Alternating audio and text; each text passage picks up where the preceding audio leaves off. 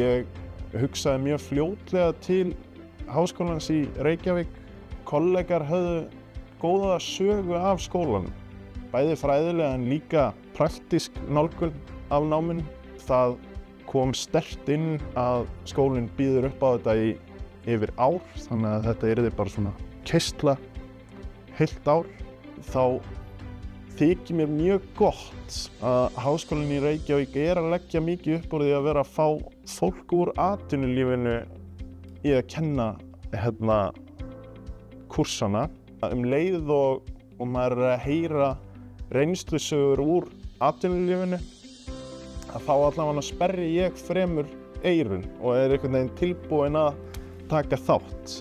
Meistaranámið í HR hafi komið mér svolítið á óvart. Maður kominn aftur inn í bekkjakerfi sem algjör snilld. Þéttur hópur, gaman að kynnast nýju fólki sem að fást við allt aðra hluti eða sömu hluti á öðrum stað og maður sjálfur.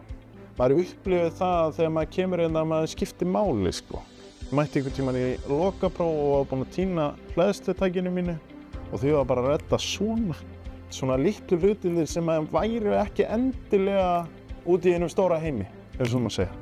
Og það stórkostlegt.